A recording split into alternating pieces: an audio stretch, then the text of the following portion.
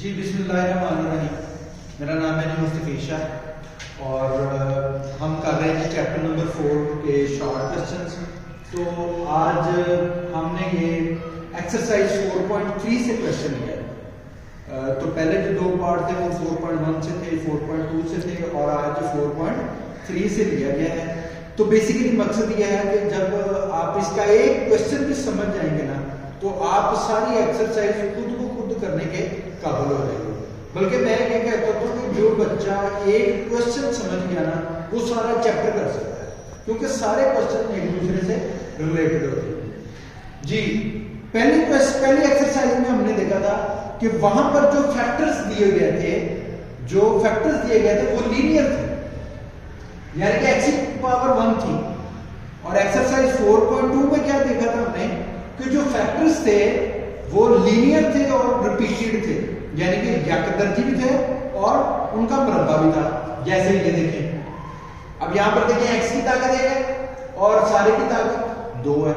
इसका मतलब है कि यकदर्जी है और उसका मुरब्बा है। ये एक्सरसाइज 4.2 है।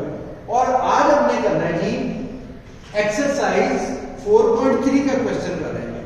तो उसके अंदर हमने जो है ना फर्क ये है कि जो फैक्टर्स दिए होंगे वो क्वाड्रेटिक होंगे। क्वाड्रेटिक का मतलब है वहां पर x की पावर जो है वो 2 दी गई होगी। यहां पर देखिए x की पावर 2 दी गई है, तो ये सिंपल एक निशानी है कि ये एक्सरसाइज 4.3 का क्वेश्चन है। तो जहां पर क्वाड्रेटिक दिए गए होंगे वहां पर हम इसके वेरिएबल भी 2 लिखेंगे और पहले वेरिएबल के साथ x के साथ रख देंगे। जैसे ये है तो मैं लिख के दिखाता हूं जी।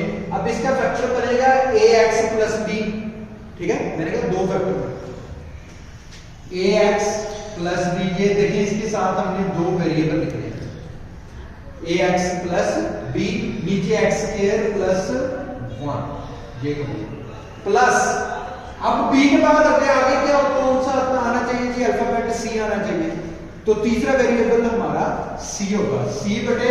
अब यहां पर देखिए ये लीनियर है, तो लीनियर का मतलब कि हम यहां पर एक ही इसका वेरिएबल लिखेंगे। अगर क्वाड्रेटिक होगा x की पावर 2 होगी तो ऊपर हम इसके 2 वेरिएबल लिखेंगे a और b। और यहां पर देखिए x की पावर 1 है तो इसका मतलब है मैं इसका एक ही वेरिएबल लिखूंगा x प्लस 3 जी। अब बाकी सारा सेम क्वेश्चन है जी। अब आगे हमने करना है जी। अब इसको हम सारी जो इक्वेशन है, सारी जो हमारी रकम है उसको हम इसके साथ हम मल्टीप्लाई करेंगे। जब हम इसके साथ मल्टीप्लाई करेंगे तो ये तो आपस में कैंसिल आउट हो जाएंगे, तो ये हो जाएगा 3x plus 7 is equal to. अब यहां पर देखिए x स्क्वायर प्लस 1 से कैंसिल हो गया, क्या बच गया x प्लस 3 और x प्लस 3 इसके साथ मल्टीप्लाई हो जाएगा ax प्लस b और ये ज़रब खा गया जी x प्लस 3 के साथ जमा c इंटू x प्लस 3 से कट गया, कैंसिल हो गया, क्या बच गया जी x स्क्वायर प्लस 1 और ये इक्वेशन नंबर हमारे पास 1 आ गया। अब हमने क्या करना है, ये जो आपस में मल्टीप्लाई हो रहे हैं, ज़रब खा रहे हैं भाई, इनको हम ज़रब दे देंगे जी। आगे हमारे पास 3x plus 7 is equal to, यहां पर देखिए मल्टीप्लाई करने का अच्छा और आसान तरीका यह है कि आप पहले इसको लिखें और ये सारा फैक्टर लिखें, फिर आप इसको लिखें और ये सारा फैक्टर लिखें। इस तरह करने से आपके गलती के चांसेस जो हैं बहुत कम हो जाएंगे, मिनिमाइज हो जाएंगे। तो आप लिखेंगे जी ax into x plus 3 plus, अब b लिखें फिर उसको मल्टीप्लाई करते हैं x प्लस 3 के साथ plus c into x square plus 1 जी। ये आ गया हमारे पास 3x plus 7 equal to ax, x के साथ मल्टीप्लाई होगा तो ये हो जाएगा ax स्क्वायर प्लस ये हो जाएगा 3ax प्लस ये हो जाएगा bx और ये हो जाएगा प्लस 3b प्लस c अंदर मल्टीप्लाई होगा, ज़रब जाएगा तो ये हो जाएगा cx स्क्वायर प्लस c हो जाएगा। ये हमारे पास इक्वेशन नंबर 2 आ गई। बेटा मैंने आपको पिछले लेक्चर में भी बताया था कि क्वेश्चन नंबर 1 का यूज कब होता है, 2 का कब होता है। मैं दोबारा रिपीट करता हूं। इक्वेशन नंबर 1 उस वक्त यूज करेंगे जब आपने वैल्यू पुट करनी होगी। जब आपने x की वैल्यू पुट करनी होगी तब आप इक्वेशन नंबर 1 यूज करेंगे। जब आपने कंपैरिजन करना होगा, अद्वितीय सरों का मुआवजा करना होगा, तो उस वक्त हम इक्वेशन नंबर 2 यूज करेंगे। तो पिछली वीडियो में मैंने आपको यह भी बताया था कि जहां पर x का स्क्वायर दिया होगा, x का स्क्वायर दिया होगा, छोल का स्क्वायर दिया हो या x का स्क्वायर दिया होगा, उसको हमने 0 के बराबर वैल्यू पुट नहीं करना। अब यहां पर देखें x + 3, यहां पर स्क्वायर नहीं दिया हुआ, इसको हम 0 के बराबर पुट करते हैं। तो हम लिखेंगे जी पुट x + 3 = 0। दिस इंप्लाइज, इसका मतलब ये है x = -3। x = -3 हम इक्वेशन नंबर 1 के अंदर पुट कर देंगे। अब जहां जहां पे आपने x लिखा हुआ है वहां पर आप x की वैल्यू जो है ना 1 पुट करते जाएंगे।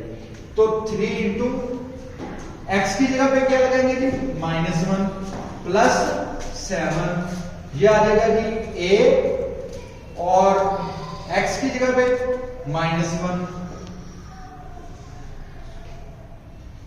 सॉरी x की वैल्यू हमने -3 पुट करनी है, तो x की वैल्यू -3 पुट करनी है। तो यहां पर हम लिखेंगे जी -3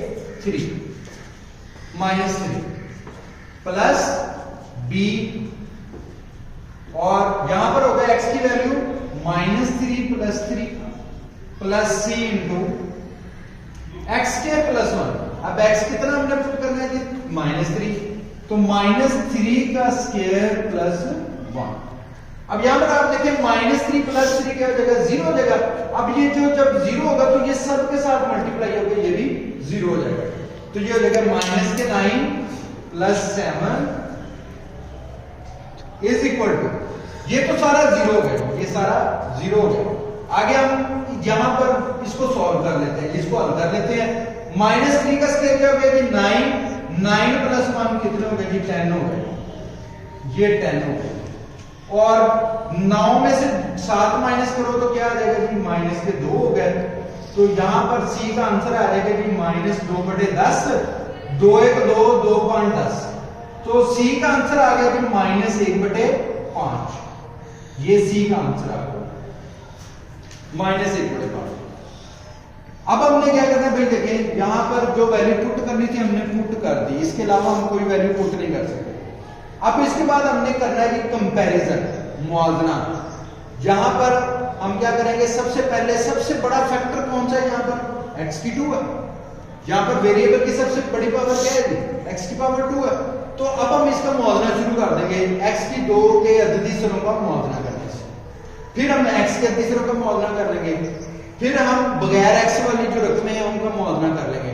तो वहां से हमारे पास a b c d उसकी कीमतें आती जाएंगी जी। तो अब हम यहां पर करेंगे x की 2 के अद्वितीय सरों का मुआवजा करने से।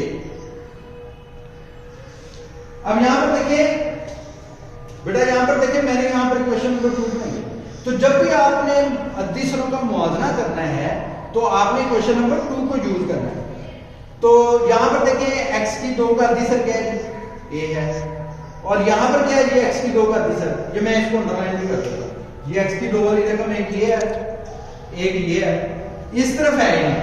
जहां पर अगर नहीं है ना तो यहां पर आप 0 पुट करेंगे, तो यहां पर होगा a + c = 0। यहां पर क्योंकि रकम है नहीं तो हम 0 बराबर पुट करते हैं। तो a + c बराबर किसके 0 के। अब यहां पर देखिए c का आंसर हमारे पास पहले दिया हुआ है, कितना दिया हुआ है ये हमने पहले फाइंड आउट कर लिया। ये देखें यहां पे हमने फाइंड आउट किया था -1/5। तो c की जगह पे लगा दें -1/5 = 0। ये -1/5 तक जाके जब जमा होगा तो ये जमा 1/5 हो जाएगा। ले लिया, आपका आंसर आ गया ये। अब x की 2 के अद्वितीय सरों का मुआवजा कर लिया। अब हम a के x के अद्वितीय सरों का मुआवजा करेंगे। तो x वाली रकमें कौन सी है जी, मैं उसको अंडरलाइन कर देता हूं। एक तो ये वाली है, दूसरी आपके पास ये वाली आ गई, तीसरी ये वाली आ गई, ये 3 है। तो ये आ जाएगा हमारे पास 3a प्लस b, क्योंकि x के अद्दी सब लेने हैं।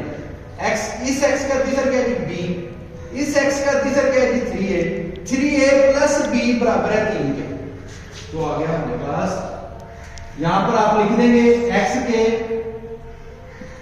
अद्दी सरों का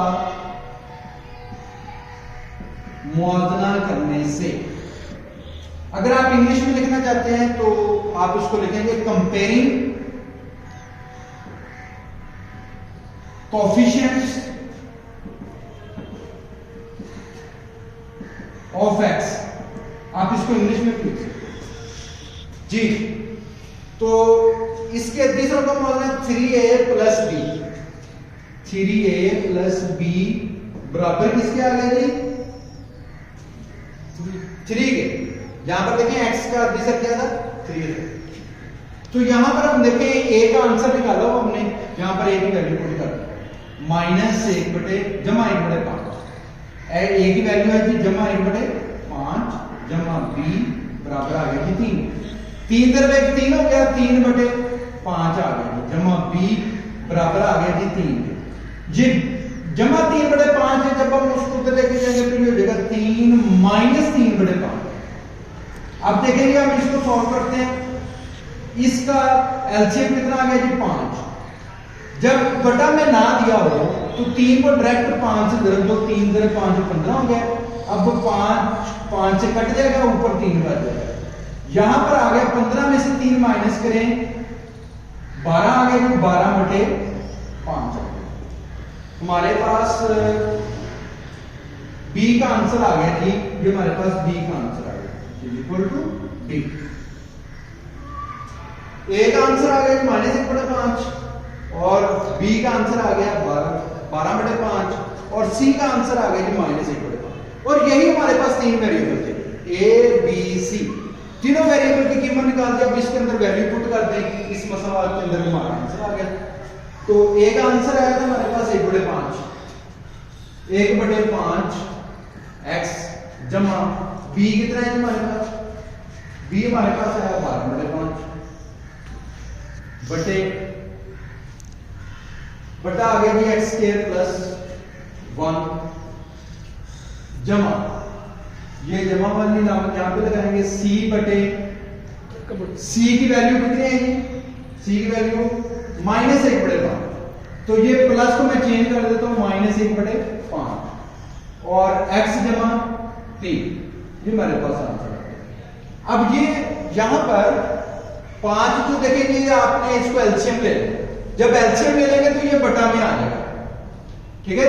ऊपर आ जाएगा x स्क्वायर प्लस 1, ऊपर क्या बच जाएगा x प्लस 12, x प्लस 12। ये हमारे पास इस फ्रैक्शन का आंसर आ गया और बाकी आ गया -1 बटे 5 इंटू x जमा 3 जी। ये आपका क्वेश्चन सॉल्व हो गया।